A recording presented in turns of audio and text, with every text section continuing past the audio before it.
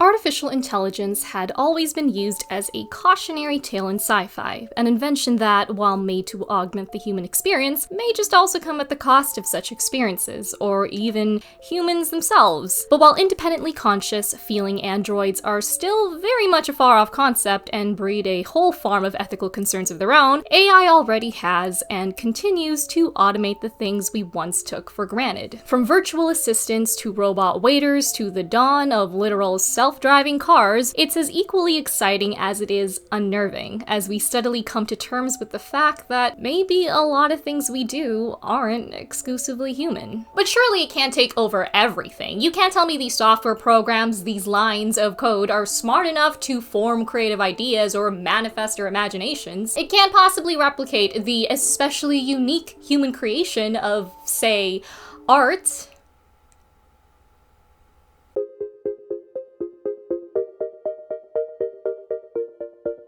The art community is in shambles. Yep, AI art's taken over. AI art tools are getting real good, real fast. This technology has quickly become very controversial. Technology is absolutely disruptive for the art world. It's producing award-winning art, quite literally. Whatever you're seeing right now is generated with AI with just those prompts. With these, anyone can make art in seconds, and artists, understandably, have concerns about that.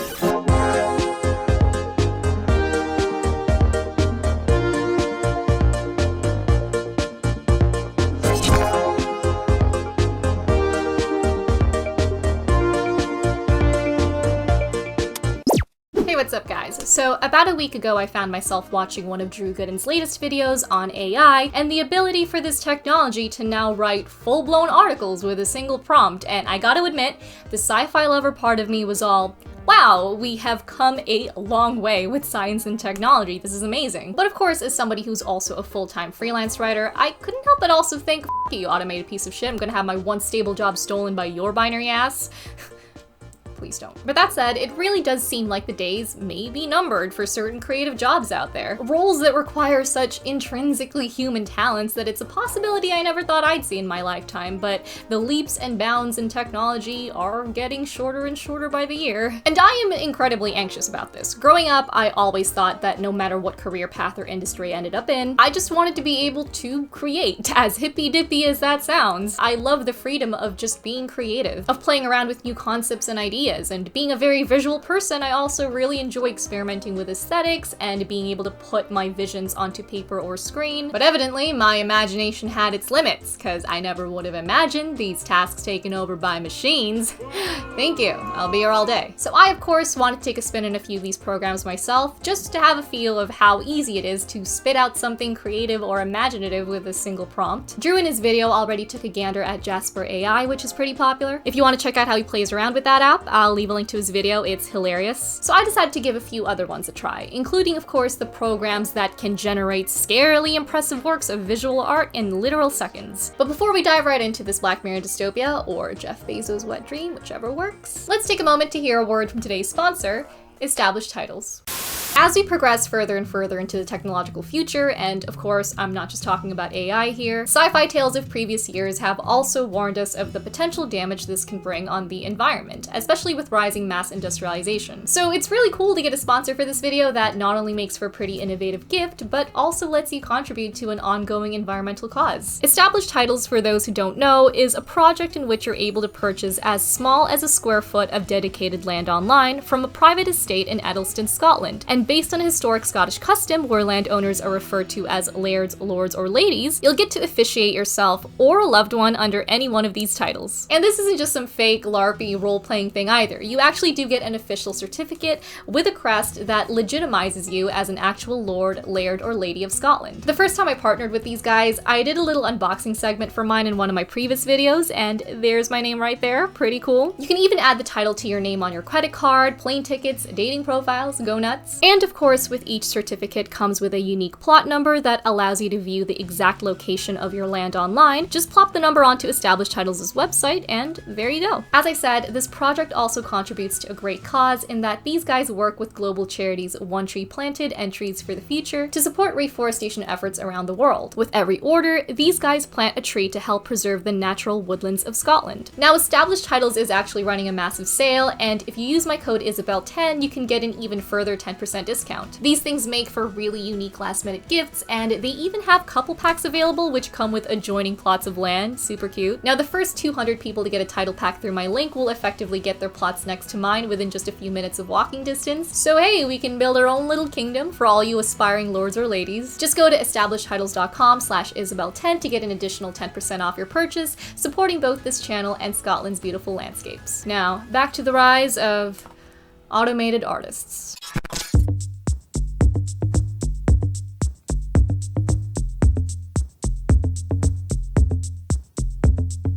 So the first 3 writing programs I played around with, these being Copymatic, Content Forge, and OpenAI, are primarily focused on creating blog articles and marketing content based on whatever text prompt you give it, so I decided to have him go ahead and write me up a think piece on why Michael Cera should be cast as live-action Pinocchio, and to be honest, they weren't the most riveting blog posts, but they were almost decent enough to be submitted to content mills or form the backbone of a The Things or Watch Mojo video. The other 3 I tried out, this being Narrative Device, Sassbook, and Novel AI, are more narrative focused, so mostly used for journalistic or storytelling purposes. I gotta say, disappointing stuff from the first 2 in that I thought it'd pull me up an entire 600-word piece like the other programs did, but they were clever enough to generate a basic story idea that creatives could build upon or work off of. Sort of, at least. At long last, Michael Cera had landed his dream role as Disney's live-action Pinocchio in a film adaptation directed by Lin-Manuel Miranda. It was a perfect pairing,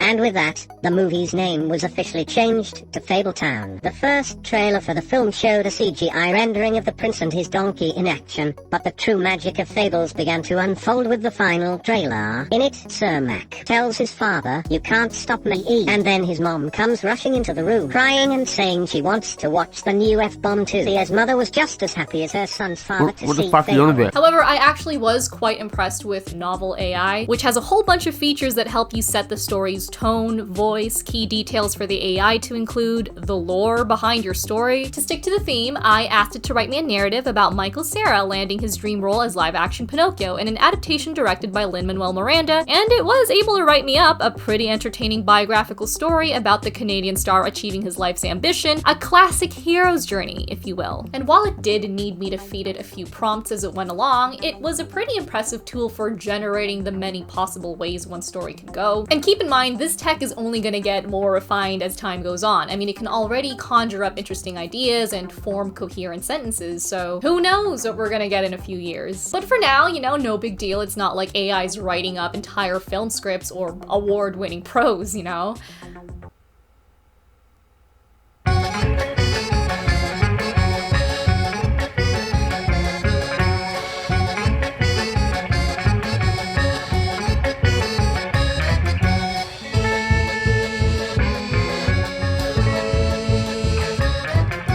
As you probably all already know, the creative capabilities of AI aren't just limited to blog articles, journalism, and whole-ass novels, apparently. It is also quite capable of creating entire works of digital art. If you've been surfing the internet for the past few months, then you've very likely seen people sharing digital artworks from programs like Wombo AI, DALL-E, and DALL-E Mini, now called Crayon. These apps essentially ask the user to feed their AI both text and image prompts describing the sort of artwork they want to see made, and the software generates some pretty impressive visuals based on this. As with the article generators, I tried out a bunch of these, including those I mentioned earlier, and got some pretty interesting results, to say the least. And you know, honestly, while a lot of them can just look bad or really creepy and overly abstract, almost like the painter spilled an image, you do get your standouts on occasion, like these masterpieces from Artbreeder. Drawing Michael Cera from scratch? Oh boy. I guess. Oh, there he is!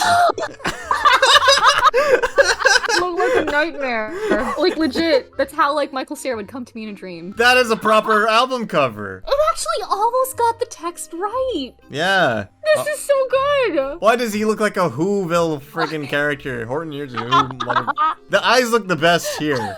You can also get a whole gallery of Pinocchio Sarah in different styles from the HotPot AI program. Very cool, very coherent nightmare fuel. And those are just from the free and honestly probably less refined programs I was messing around with. If you check out the works from the more advanced, well-known tools like Imogen, Midjourney, and Dolly, you'll find art with inexplicable amounts of detail and gorgeous composition. Like, these Dolly paintings are honestly incredible to look at. It blows my mind a computer automated this in seconds. And while it wasn't exactly the best in generating my prompts for Michael Cera, I really like this, but I don't know what the hell's going on with the second one. That is not Disney. That would be banned. This is not Euphoria at all. And maybe I'm not a good happening? artist. I'm not a good AI artist by the sounds of things. No.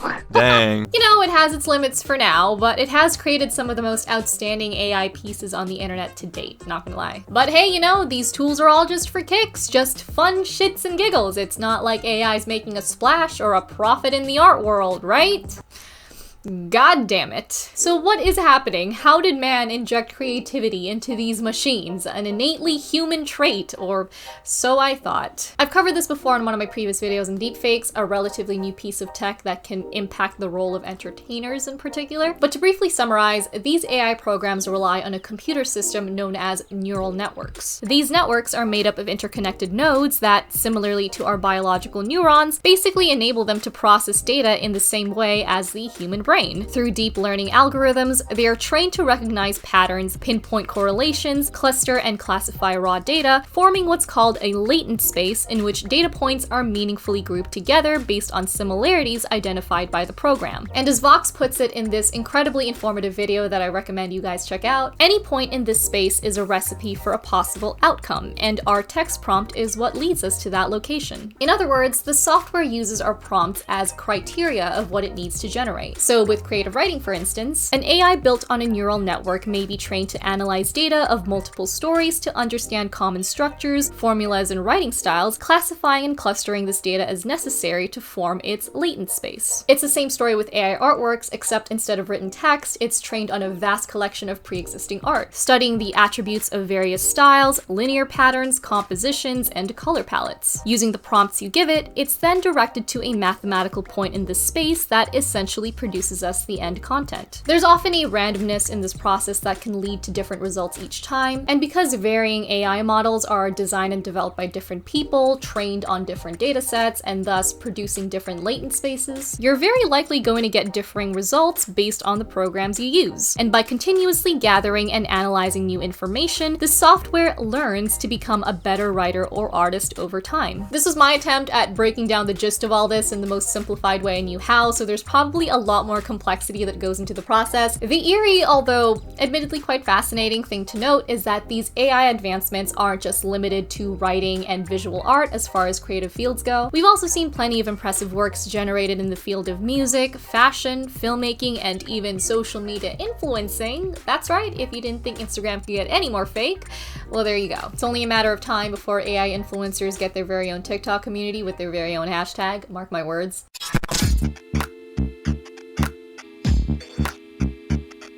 There is a storm coming. I really knew when to pick the day to film, so forgive me for the fluctuations in lighting.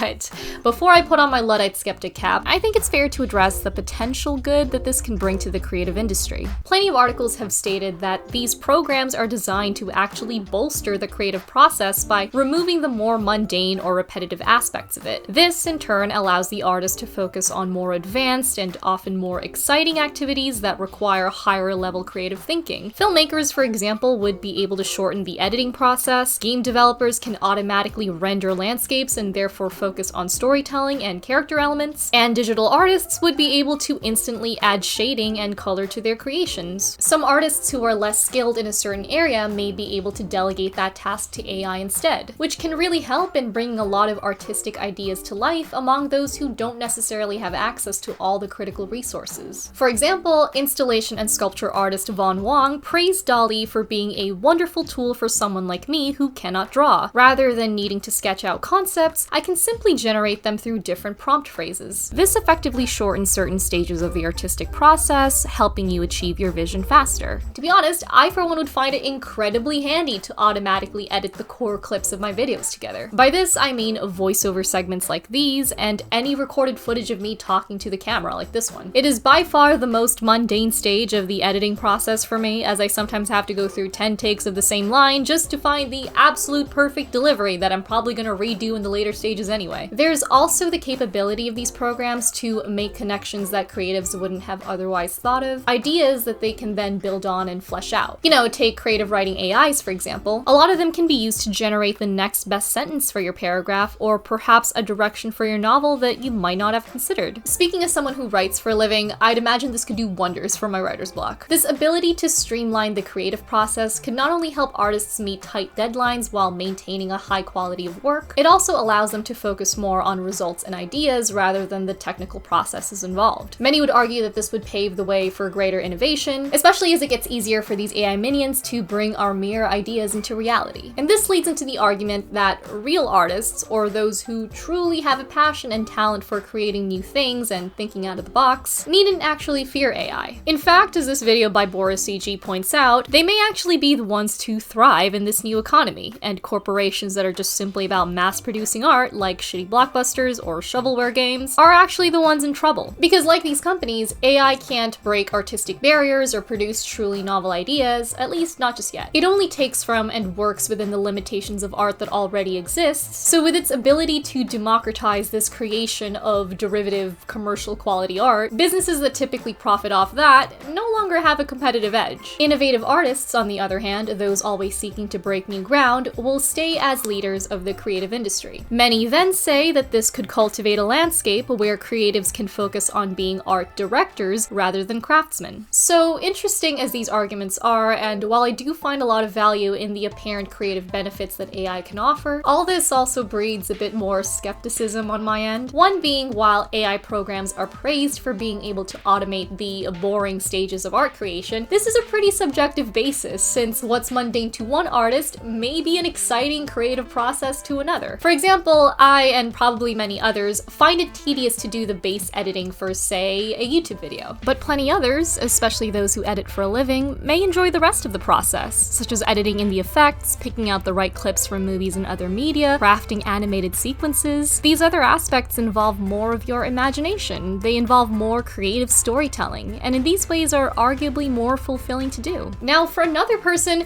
the entire video editing process could be considered tedious or repetitive, so who's to say the whole video editing field won't be exclusively delegated to AI in the future? I mean, we already do have apps that can automate video editing to some extent, albeit with limited ability, at least for now. And it was able to help put together an entire trailer for Hollywood, and that was back in 2016. With its growing competency, what are considered boring or repetitive tasks are only going to be applied to a broader and broader range of activities, which would really undermine the creative care and passion put into a lot of artistic processes. Like for some digital artists, coloring and shading are probably their favorite parts of the job. Many may even specialize in it. The ability to create vast, detailed worlds and environments in video games can often be a high-level form of art on its own. Some people are optimistic that in the future, people can just focus on art direction and innovation rather than technical craft. As this VentureBeat article writes, if AI can draw images or design, human designers' roles could evolve. Having brilliant and inspiring ideas would become more important, and the ability to discriminate the best output from the worst will be crucial, as drawing skills might be replaced by AI. Those less skilled could also develop their own creative products with lower effort. But not everybody finds creative passion in simply directing or curating ideas. You know, for a lot of people, the art is in the process. And not to jump too far ahead here, but with the leaps and bounds this tech is making, I can't help but picture a future where AI would be able to generate or direct ideas of its own. So who's to say art directors are even safe for long? Also, I guess it's worth noting that the piece was written by the CEO of NeoSapiens, a company of AI-generated voice actors and realistic virtual humans, so I probably shouldn't be surprised by their take. With all this said, I think now would be a good time to get into the pitfalls of this growing technology.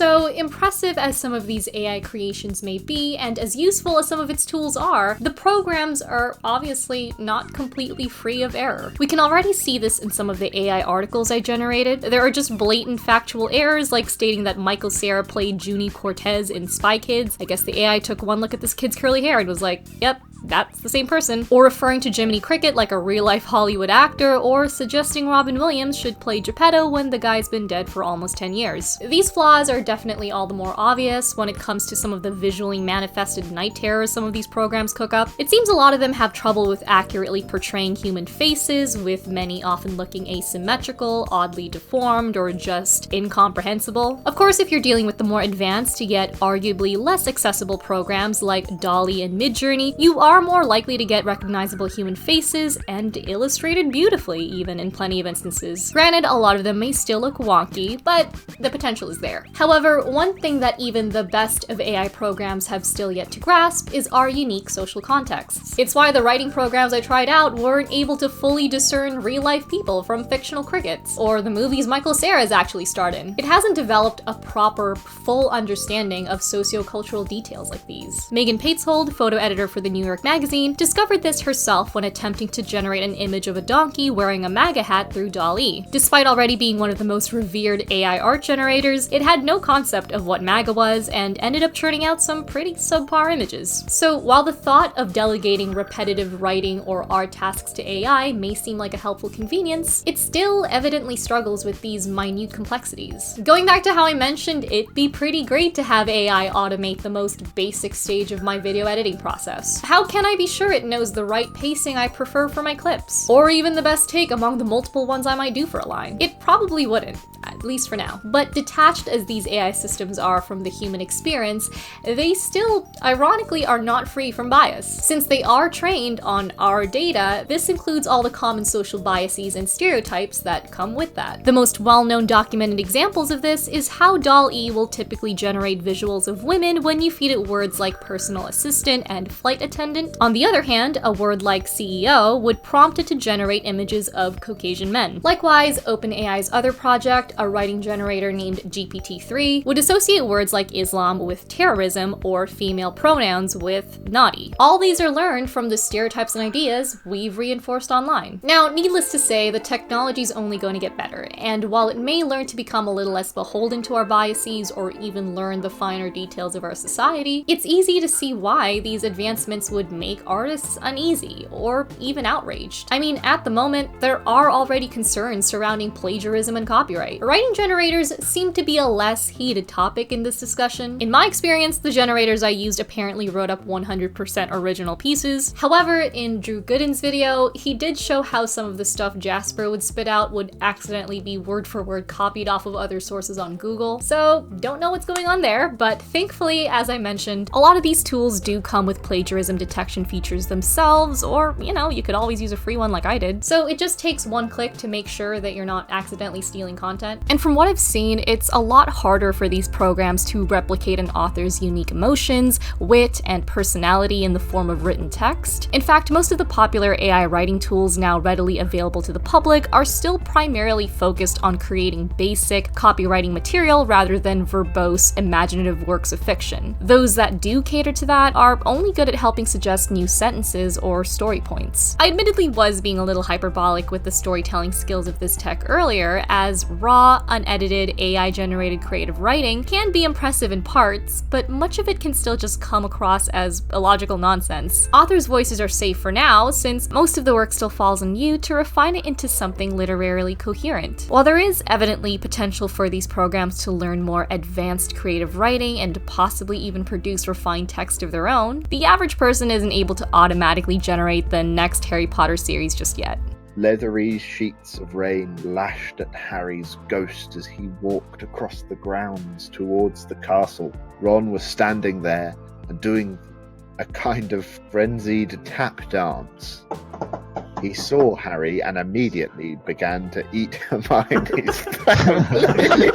On the other hand, art generators are a more complicated realm. While most AI programs aren't exactly regurgitating existing works pixel by pixel, they are working off of them to create their outputs. It's worth noting that many of these modern systems scrape their data off of sources that hold copyrighted content, whether from professional or indie creators, these including sites like DeviantArt, Behance, and of course, ArtStation. This results in the almost accurate replication of styles or aesthetics from living artists, with some models having even attempted to copy their signature, however botched up and illegible. But because you can't copyright a certain artistic style, the discussion surrounding this is more so an ethical rather than a legal one. Not only are the robots here to steal our jobs, you could also view this as a bootlegging of the skills it took these artists hours, even years, to hone. Some may even, understandably, deem this as a form of exploitation, since it's very likely will eventually see derivative AI artworks used for more commercial purposes, with the original artists that these programs take from not compensated for or receiving any of the benefits. I mean, check it out, we've already got the shitheads literally bragging about stealing the work of living artists.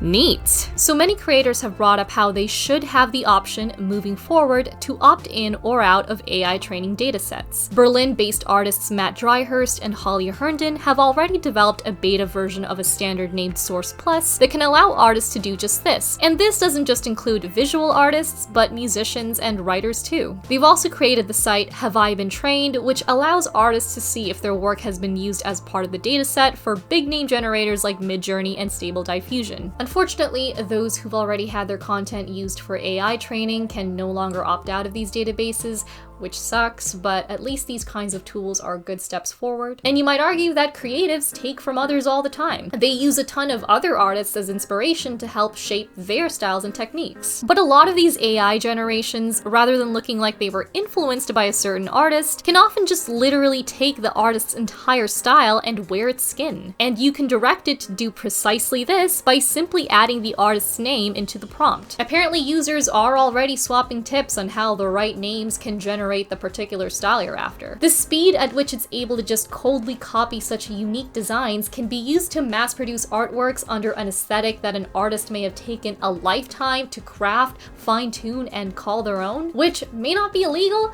but to me is extremely questionable. Not to mention the fact that it can further perpetuate an industry that would settle for the same uninspired, imitative ideas. Simon Stålenhag, a Swedish artist and outspoken AI critic, expressed the dreariness of all this best on his Twitter. And while I'm here, I really hesitate to say anything about the legal implications of AI art, but let me just say that I've always felt, and stated so here in the past, that taking ideas from other artists is a cornerstone of a living artistic culture. It is the impetus for new art. What I don't like about AI tech is not that it can produce brand new 70s rock hits like Keep On Glowing, You Mad Jewel by Fink Ployd, but how it reveals that this kind of derivative generated goo is what our new tech lords are hoping to feed us in their vision of the future. And with that, I think now's a good time to talk about the impact of this technology on artists' jobs. AI is here to potentially mass generate artworks on an industrial scale, and with the speed and quality at which it's able to do it, why would companies need the manual efforts of living, breathing, independent artists? Some arguments for this tech mention how businesses or clients can save so much time on smaller scale projects, say album art, greeting cards, marketing materials, book covers, but often it's these small-time gigs that give aspiring artists their start in the industry. Artist RJ Palmer, who's worked for Ubisoft and the film Detective Pikachu, states how he doesn't think the tech will hurt any established, big-deal concept artists and illustrators as much as low-level ones. He says, "I could easily envision a scenario where using AI, a single artist or art director could take the place of 5 to 10 entry-level artists. The unfortunate reality of this industry is that speed is favored over quality so often that a cleaned up, good enough AI-generated image could suffice for a lot of needs. I have seen a lot of self-published authors and such say how great it will be that they don't have to hire an artist. Doing that kind of work for small creators is how a lot of us got our start as professional artists. So as an artist, seeing this attitude grow gives me concern for the next generation being able to find consistent entry-level work." Now, a lot of people will say that this is just the fourth industrial revolution, and we should just simply learn to upgrade our current skills as creatives, workers for higher level roles that robots can't automate. As that cliched piece of advice goes, perhaps artists should learn to code before they get coded themselves. But it goes without saying that advancing your skills in any industry involves training and education, especially if you're competing with thousands of others vying for the same advanced roles. And these resources sadly aren't the most accessible for everyone. They not only often involve a lot of money, but a lot of time and commitment. Optimistic as many may be for making space for higher skilled careers, not everyone will have the means to find it an easy transition. And this doesn't just apply to the creative field, but all professions set to be displaced by AI. It is especially challenging today since the tech and its capabilities are evolving at such a rapid speed. Compared to the revolutionary technologies of previous decades, workers affected by AI, especially today, seem to have less time to catch up. Alex Cardinal, the CEO of Article Forge, which is another AI writing program, actually acknowledges this by saying that anyone in the AI space should be supporting robust safety nets, such as universal basic income and free access to education. He also mentions how this should be the bare minimum for the artists amidst this massive revolution. So honestly, I can't blame the people giving this technology flack. The struggling artist was already an archetype long before the rise of these tools, and it's like AI just waltzed in, spat on its face, and strangled its cat while it's still scouring the job market for opportunities. But then again, of course, I also can't help but wonder, am I just being nearsighted? I mean, don't get me wrong, there are also a lot of artists that are also for this tech. A lot of them say it'd be really helpful to speed up the process of some of their work, so all they need to do is add some fine-tuning at the end. Again, this can be especially helpful for nightmarish deadlines. Many also often bring up the invention of the camera and how a tool that was once thought to be the death of painters was eventually used to enhance the artistic process for some and even became a genre of art on its own. On top of that was the eventual democratization of photography through the sale of commercial cameras and eventually smartphones, but it's not like the art of photography ever went away. Professional cameramen are still hired for their skills to this day. But I think the difference with AI generators is that it is somehow able to impressively replicate the same visual quality of an artwork made by an actually skilled, talented person. Professional photographers have stuck around even as the camera became more accessible because it's not like a high-end DSLR can replicate talent. It's not like it can fake an actual cameraman's ideas or process for getting the right angle, composition, lighting, and interesting subjects. But AI art generators, they can fake all that and produce results akin to that of actual artists in the span of literal seconds, though many argue that at least one's artistic ideas are irreplaceable. In fact, many who support this tech consider the ability to get the right prompts a skill in and of itself, what plenty refer to as prompt engineering or prompt crafting, which makes me wonder if this is the start of a massive redefining of what art even entails. As of now, most of us automatically associate the labor and process of creation with the definition of art. It is art not just because of how it looks, but because you put your creative efforts into crafting it. So what then of AI artworks when all you did was prompt it to make the art for you? I mean, it was still your idea, so perhaps in the future, the creative process won't necessarily play a core part in the meaning of art anymore. Perhaps the future currency of art is just ideas. But something I noticed when playing around with a bunch of these generators is that a lot of the results also come down to luck. The end product isn't wholly reliant on your skill for crafting prompts, it's also dependent on what the program itself cooks up. And if that's the case,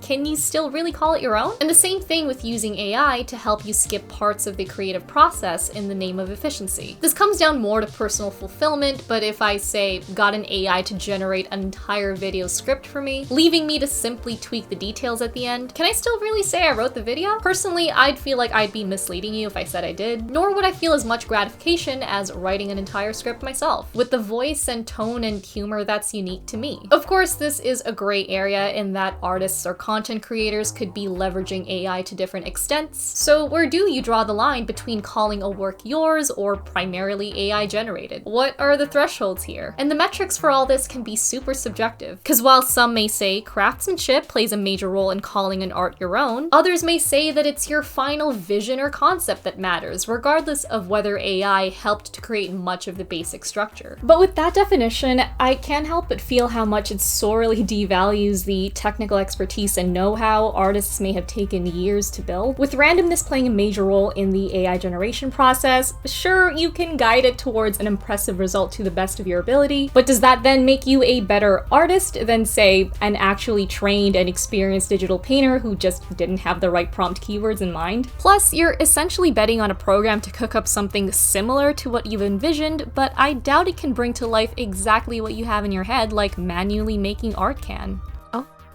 What am I looking at?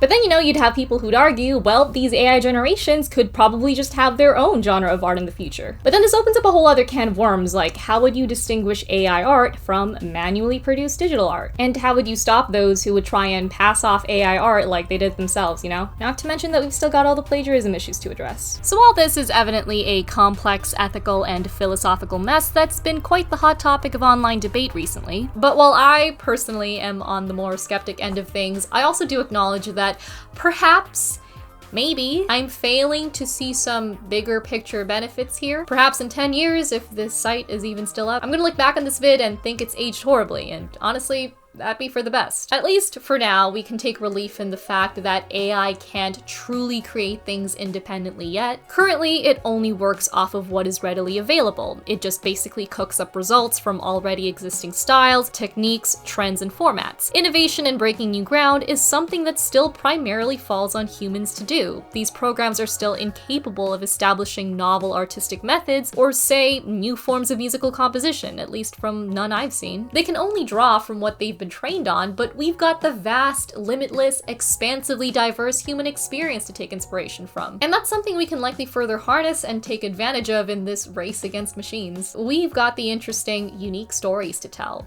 AI doesn't, at least for now. Plus, another thing these tools can currently bank on are the endless material churned up by meme culture, which can form a pretty core part of the image, personality, and wit among the works of many digital artists today. Now, like I said, these programs may be able to spark new ideas or pinpoint new connections, a visual concept, or a sentence you might not have otherwise thought of, but we're ultimately still responsible for picking them up and building upon them. And as mentioned, this will fuel debate on just how much of the content is then truly your own, but perhaps this is one of the best ways we can eventually learn to work with the technology. Artist Eric Wayne came up with the term cyborg artist, which I think is a pretty appropriate way of describing this symbiosis. And honestly, since our tech overlords aren't going to be stopping the advancement of this tech anytime soon, it feels like a realistic best case scenario for our future. It's also worth noting that we could just be riding the hype of AI creations right now because it's a new and novel thing. Interest for the tech is still at its peak, but who's to say we won't eventually get bored of AI art the same way we eventually got bored of CGI film effects. This could also drive up the value of manually or traditionally produced artworks. As automated content becomes more commercialized, art created through actual human effort will begin to hold more weight. But at the end of the day, most of these scenarios just come down to early speculation. We've yet to see the technology commercialized further, and the best of what it can do is still yet to come. Though I do hope that as it further advances, especially towards more mainstream use, the developers of these things can also further work with artists to address the many concerns and issues they've brought up. Fortunately, I think a few of them are already taking the steps to do so, and I mean, if these people truly believe that the tech can serve the best interests of creatives,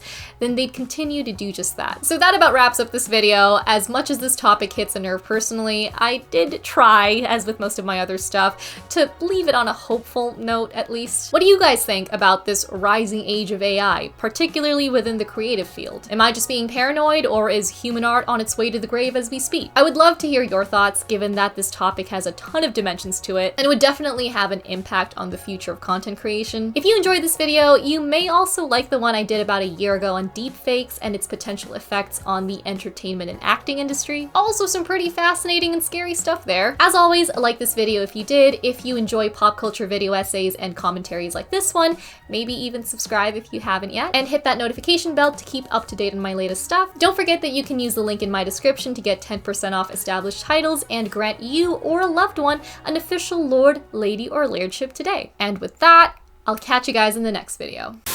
Oh! That's all right. Like that. That's all right. Hey! That's a neat looking background. It doesn't look completely Junji Ito, but it's Junji Ito-esque. A lot more than what Dali cooked up for us. Compared to this. I can't get over how they get the essence of his face. They have that awkward smile. Oh boy, what the fuck? The essence of his face. That's Light's hair. That's L's eyes.